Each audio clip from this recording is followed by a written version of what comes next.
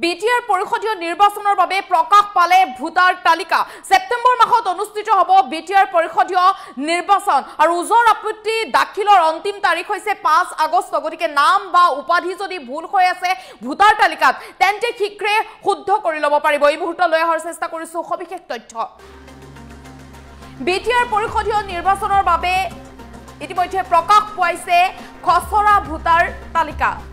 কোকৰাঝাৰ জিলাৰ 12টা পৰিষদীয় সমষ্টিৰ খসৰা ভোটাৰ তালিকা প্ৰকাশ পাইছে সেপ্টেম্বৰ মাহত অনুষ্ঠিত হ'ব বিটিআৰ পৰিষদীয় নিৰ্বাচন অনুষ্ঠিত হ'ব উজৰ আপত্তি দাখিলৰ অন্তিম তাৰিখ হৈছে 5 আগষ্ট খসৰা অনুসৰি 12টা পৰিষদীয় সমষ্টিৰ মুঠ ভোটাৰ সংখ্যা হ'ল 7,610 গৰাকী আৰু ইয়াৰে 3,50,325 গৰাকী হৈছে পুৰুষ আৰু 3,50,280 গৰাকী হৈছে মহিলা ভোটাৰ ভোটাৰ তালিকাত কাৰোবাৰ নাম উপাধি ভুল থাকিলে শীঘ্ৰে শুদ্ধ কৰি ল'ব পাৰিব বা শুদ্ধ কৰি লওক উজৰ আপত্তি দাখিলৰ অন্তিম তাৰিখ হৈছে 5 আগষ্ট আৰু উজৰ আপত্তিৰ নিষ্পত্তিৰ অন্তিম তাৰিখ হৈছে 11 আগষ্ট চূড়ান্ত ভোটাৰ তালিকা প্ৰকাশ পাব 13 আগষ্টত আৰু জিলাখনৰ 12টা সমষ্টিৰ মুঠ পুলিং ষ্টেচন আছে 912টা গতিকে বিটিআৰ পৰিষদীয় নিৰ্বাচনৰ বাবে ইতিমধ্যে প্ৰকাশ পাইছে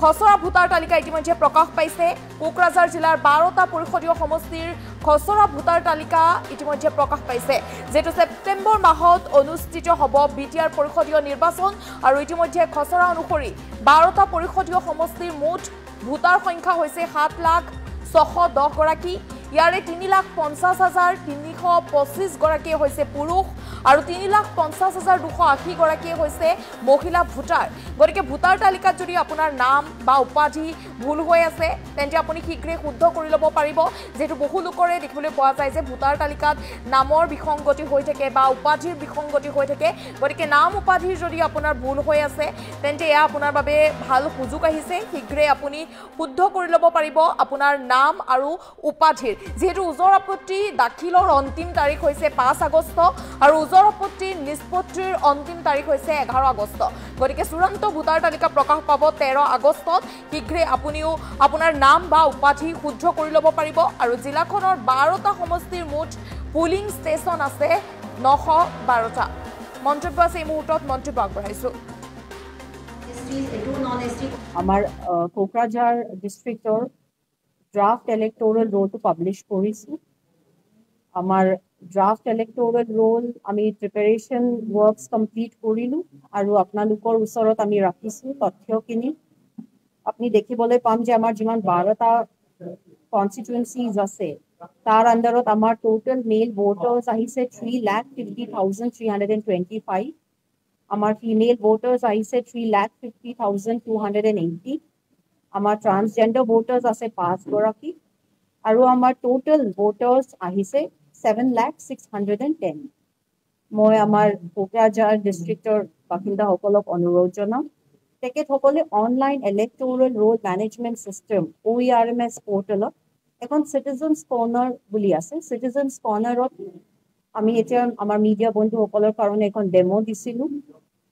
সিটিজেনছ কৰ্নাৰত গৈ তেখেতসকলে চেক কৰিব পাৰে epic number নিজৰ epic number যদি তাত এন্ট্ৰি কৰে গোটেই ডিটেইলছ টো আহি যাব যদি এনেকে সিচুৱেচন হয় যাত ডিটেইলছ টো নাহে মানে আপোনাৰ ইলেক্টৰেল ৰোলত নাম নাহে তেন্তে আপোনালোকক মই অনুৰোধ জনাম ফৰ্ম A বুলি আছে ফৰ্ম A আপোনালোকে সাৰ্কেল অফিচৰ পৰা ল'ব পাৰিব সাৰ্কেল অফিচৰ পৰা ফৰ্মটো লৈ নিজৰ ডিটেইলছ খিনি ভৰাই epic নম্বৰ ডিটেইলছ খিনি ভৰাই আপোনালোকে সাব ডিভিজনেল অফিসত নিজৰ সাব ডিভিজনেল অফিসত সাবমিট কৰিব পাৰে যদি শিফটিং কৰিব বিচাৰে তেতিয়াও আপুনি ফৰ্ম A ভৰাই কিনে তাত সাবমিট কৰিব পাৰে যদি আপুনি বিচাৰে যে ডিলিশন কৰিব লাগে বা আপোনাৰ যদি কিবা অবজেকশন আছে তেতিয়া আপুনি ফৰ্ম B ফিল আপ কৰি সাবমিট কৰিব পাৰে আৰু যদি আপুনি বিচাৰিছে যে কাৰেকশন হ'ব লাগে কাৰেকশনৰ কাৰণে আপুনি ফৰ্ম C সাৰ্কেল অফিসৰ পৰা লৈ নিজৰ ৰেসপেক্টিভ সাব ডিভিজনেল অফিসত সাবমিট কৰিব পাৰে মই টাইমলাইনটো আপোনালোকৰ ওচৰত অকমান ৰাখি দিছো যাতে আপোনালোকে গম পায় আজি আমি 22 জুলাইৰ ড্ৰাফট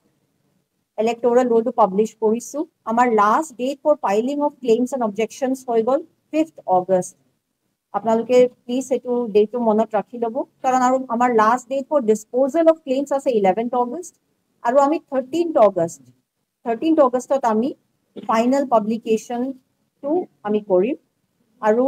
18th অগষ্টত 18 অগষ্টত আমি ফাইনেল পাব্লিকেশ্যন অফ পলিং ষ্টেচনছটো আমি কৰিম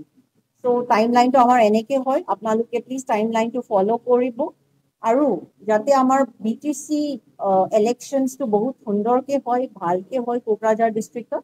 তাত আপোনালোকে আমাৰ সহায় সহযোগিতা নিশ্চয় কৰিব ধন্যবাদ